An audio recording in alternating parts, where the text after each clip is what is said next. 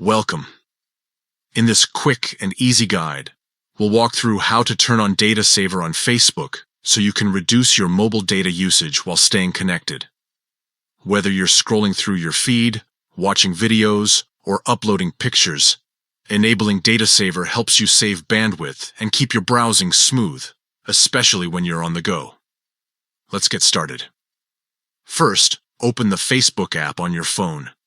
Once you're on the main screen, look toward the bottom or top of your screen, depending on your device, and tap the menu icon.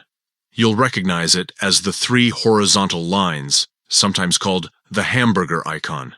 This button takes you to your main app menu. Next, scroll down until you see Settings and Privacy, and tap on it. A small list will appear. Select Settings from there. This is where you'll find all the key options that let you adjust how Facebook looks and works for you. Once you're inside the settings page, scroll down and tap Media. This section controls how photos, videos, and other media files load while you're using the app. You'll find options for autoplay, video quality, and most importantly, Data Saver. Now, look for the switch beside Data Saver and toggle it on.